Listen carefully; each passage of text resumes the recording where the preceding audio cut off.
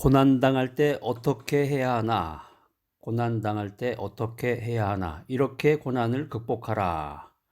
오늘 메시지를 전하면서 버나드 쇼는 우리에게 두 가지 비극이 있는데, 하나는 소원대로 이루어지지 않은 것이고, 다른 하나는 일이 이루어지고 난 후에 찾아오는 절망감이다.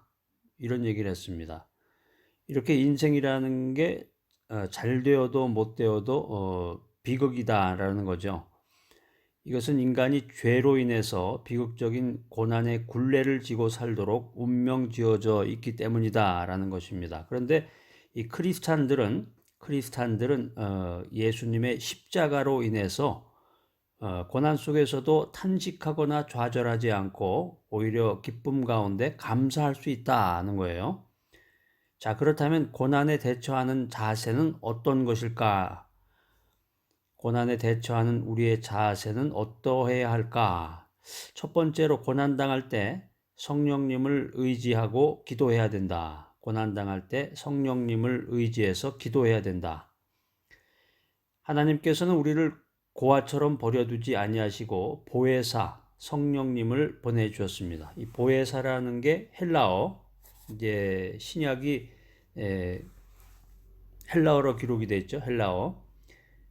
보혜사라는 게 파라크레토스라는 말인데, 이는 돕기 위해서 항상 우리 곁에 계신 분이다, 이런 뜻입니다. 성령님이라는 그 말 속에 숨어 있는 뜻이 우리를 위해서 돕는 분이라는 거죠. 돕기 위해서 항상 우리 곁에 계신 분. 이 말 자체가 참 너무 은혜스럽네요.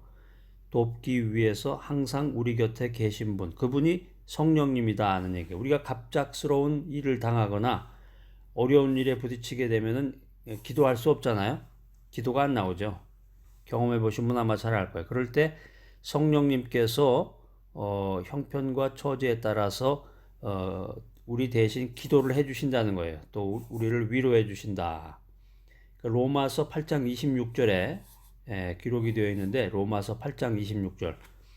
성경을 꼭 이렇게 찾으셔가지고 붉은색 펜으로 이렇게 쫙 밑줄을 그시고 그 자기 은혜 받은 내용들 이렇게 적어 놓으시기 바랍니다. 로마서 8장 26절. 성령도 우리의 연약함을 도우시나니 우리는 마땅히 기도할 바를 알지 못하나 오직 성령이 말할 수 없는 탄식으로 우리를 위하여 친히 간구하시느니라. 여기 다 적혀 있네요. 몽땅. 그러니까 성경에 보면 모든 내용이 다 있어요. 물론 이제 우리가 아침에는 뭘 먹어라, 점심 때는 뭘 먹어라, 저녁 때는 뭘 먹어라, 몇 시에 자라, 이런 내용이 적혀 있는 건 아니지만은 인간의 그 구원을 이루기 위한 정확한 내용들이 모두 나와 있다는 얘기죠. 자, 고난에 대처하는 자세 두 번째, 고난당할 때는 말씀 위에 서야 된다. 말씀 위에 굳게 서라.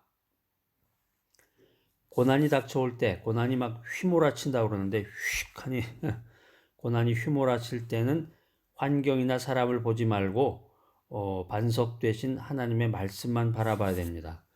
어렵다고 해서 어려우면 되게 이제 경제난을 말하게 되죠. 경제, 돈이 없거나 이제 건강을 이제 해치게 되는 경우인데, 돈 없다고 사람 만나면 무시만 당합니다. 고난이 닥쳐올 때 환경이나 사람을 바라보지 말고 사람 원망하거나 환경 탓을 하지 말고 하나님의 말씀만 의지해서 말씀 위에 굳게 서야 된다. 베드로가 있는데요. 베드로가 예수님만 바라보고 말씀을 의지했을 때는 무리를 걸었는데, 바람과 풍랑을 바라보자 물속으로 빠지고 말았습니다. 이렇게 우리가 어떤 경우라도 주님만 바라봐야 된다는 거죠. 주님만 바라봐라. 주 예수만 바라봐라. 예수님께서 요한복음에서 아주 중요한 말씀을 하셨는데요. 요한복음 10장 27절로 28절 말씀입니다. 요한복음 10장 27절로 28절 말씀에 보면은 예수님께서 내 양은 내 음성을 들으며 나는 그들을 알며 그들은 나를 따르느니라.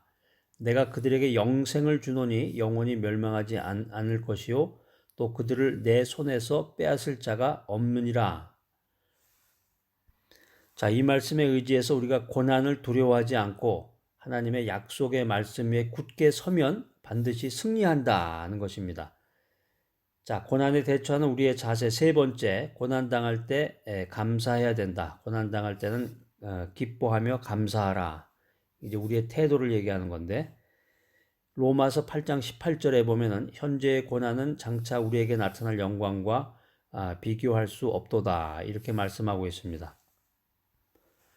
우리가 고난당할 때는 어렵고 힘들고 앞을 분간할 수 없지만 고난을 잘 통과하고 나면 더 좋은 일이 생기고 또 믿음이 성숙해집니다. 그렇기 때문에 우리는 이 고난이 다가올 때 걱정하지 말고 오히려 성숙의 기회가 다가왔음을 감사하고 기뻐해야 합니다.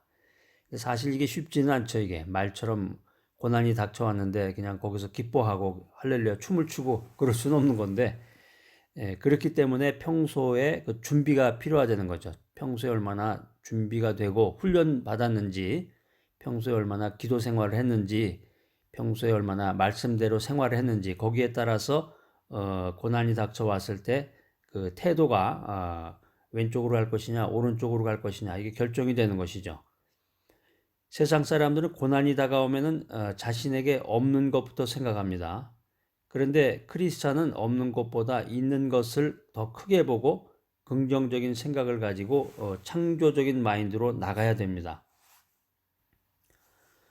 모든 것을 긍정적이고 또 창조적으로 바라보고 감사하면 하나님께서는 우리가 가진 것을 통해서 오병이어의 기적을 베풀어 주십니다. 이게 감사라는 게 참 중요해. 감사. 없는 가운데서도 사르밧 과부처럼 그런 기적을 맛보기 위해서는 감사해야 되는데, 모든 것을 긍정적이고 창조적으로 바라보면서 감사하게 되면 하나님께서는 우리가 가지고 있는 것, 뭐 별거 아니지, 지금 없단 말이에요. 아무것도 없는데 그 아무것도 없는 별것도 아닌 그런 것을 가지고 하나님께서는 오병이어의 기적을 반드시 베풀어 주신다. 그래서 우리 크리스찬의 고난 뒤에는 반드시 아름다운 결실이 있다. 아름다운 열매가 있다. 이걸 믿는 거죠. 이걸 믿는 거예요. 금광석을 용광로에 넣어서 재련을 해야 순금이 되는데요.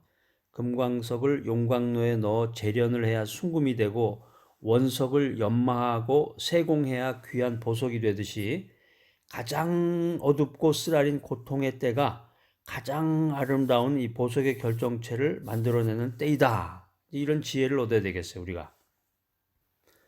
자, 오늘 고난을 당할 때 어떻게 해야 되나 이 메시지 사모하면서 끝까지 들어주신 여러분들 참 정말 대단하십니다. 여러분들 고난 중에도 말씀 위에 굳게 서시기 바랍니다. 고난 중에도 항상 기뻐하고 쉬지 말고 기도하고 범사에 감사하시기 바랍니다. 그러면 고난을 넉넉히 극복하고 위대한 승리를 얻는 여러분이 되실 것을 믿습니다.